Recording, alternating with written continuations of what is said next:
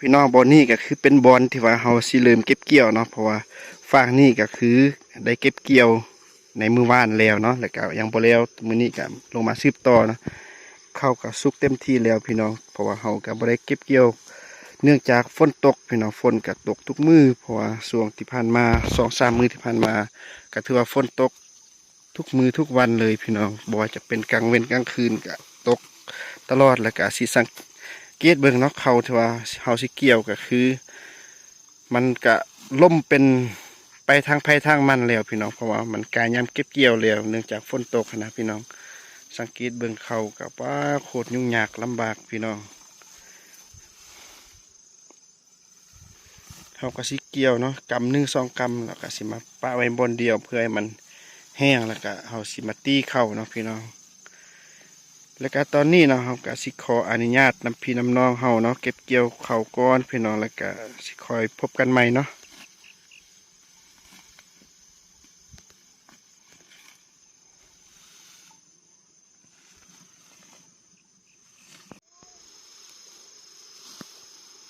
nên nó phải với hàng này tụi để riêng nó không nhất chấm mà ăn cả thì nó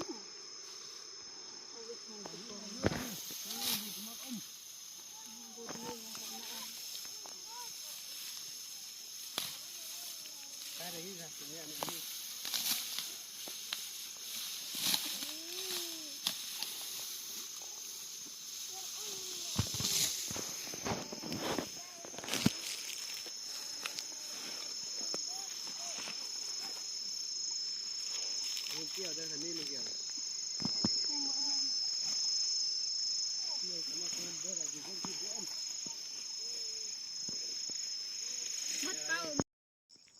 เอาเนาะพี่น้องสำหรับการเก็บเกี่ยวเข้าให้ของเฮาก็ถือว่าสำเร็จเป็นที่เรียบร้อยแล้วเนาะเพราะว่า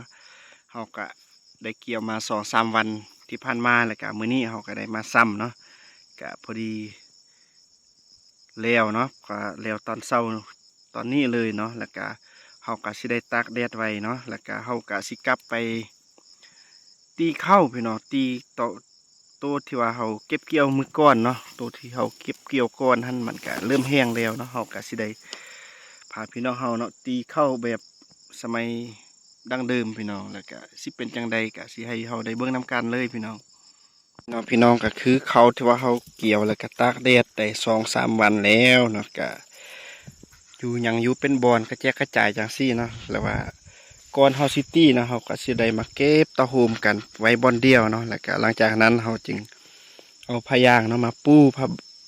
เอาผ้ามาปูหลังจากนั้นเฮาจึงได้ค้นเนาะเขาพวกนี้แล้วหลังจากนั้นเฮาจึงได้ตีเข้าเนาะพี่น้องส่วนฟากนี่ก็คือเป็นเขาให้ที่ว่ายังบ่ทันสุกพี่น้องเพราะว่า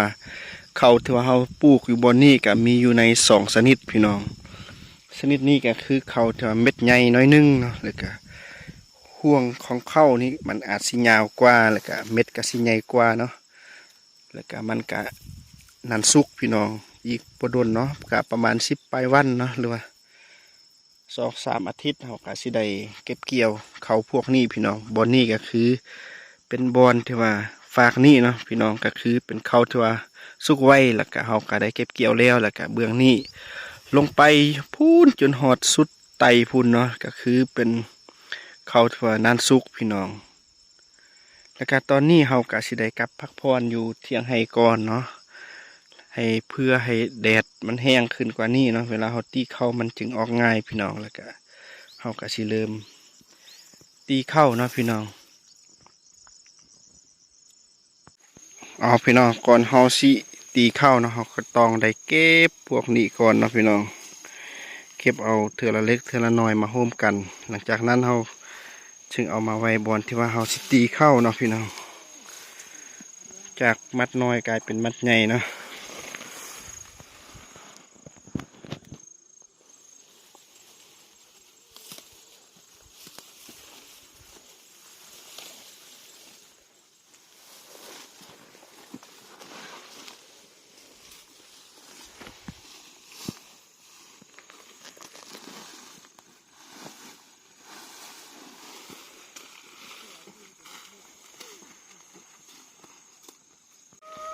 ผู้หาผู้ลวงอ่ะน่าจะ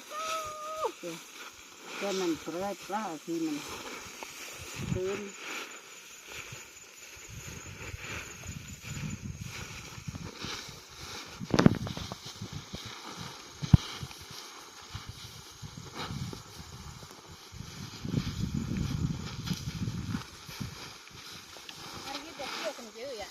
nó xin lại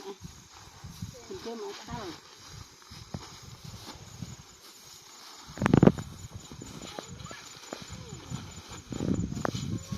nhưng mà anh em kêu kêu một là ngon là kêu một là ngon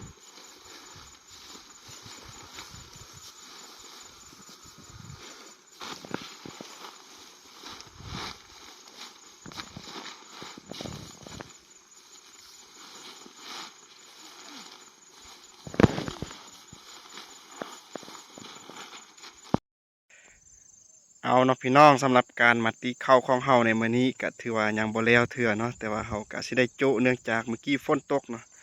ข้าวที่ว่าเฮาเกี่ยวก็มันเปียกเนาะมันยังบ่แห้งดีเทื่อเนาะเฮาก็สิได้โจะสำนี้ก่อนแล้วก็มื้อหน้ามื้อในเนาะถ้าว่าแดดออกเขาก็สิได้มาตีอีกเนาะพี่น้องเดี๋ยวสิให้เฮาเบิ่งเนาะที่ว่าเฮาได้ในมื้อนี้สิได้จักเป่าก็รอท่าเบิ่งนํกันพี่น้องอันนี้ก็คือข้าวที่ว่าเฮาได้ในมื้อนี้เนาะพี่น้องเฮาก็ได้ตีเอาแต่น้อยเดียวเพราะว่าฝนตกเนาะพี่น้องเกือบบ่ทันเมียนซ้ำก็ได้แต่2 เป่าปลายเนาะเพราะว่าหลังจากนั้นเฮาก็ได้จุเนาะการเก็บเกี่ยวในมื้อนี้เนาะเฮาก็สิได้จุสำนี้ก่อนพี่น้องแล้วก็สุดท้ายเฮาก็ขอฝากซองอีกคือเก่าคือเดิมพี่น้องบ่ว่าจะเป็นพี่น้องฟังลาวฟังไทยแล้วก็พี่น้องฟังอเมริกาเนาะที่ได้เห็นคลิปของเฮาแล้วก็อย่าลืมกดไลค์กดแชร์กดติดตามซองของเฮาเด้อพี่น้อง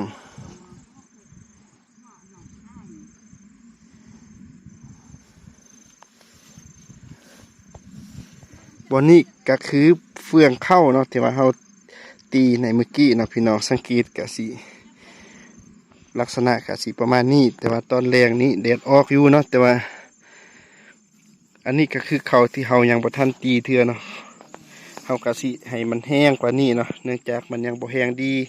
เฮาก็สิได้จุก่อนเนาะมื้อหน้าจึงสิได้มาตีอีก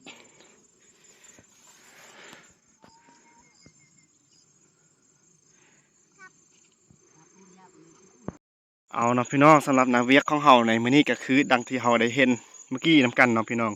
เฮาก็มาเกี่ยวข้าวเนาะหลังจากที่ว่าเกี่ยวข้าวแล้วเฮาก็ได้ก็มาตีข้าวน้อยนึงเนาะแต่ว่าการตีข้าวเฮายังบ่แล้วปานใดแต่ว่าฝนตกก่อนเนาะเฮาก็เลยจุ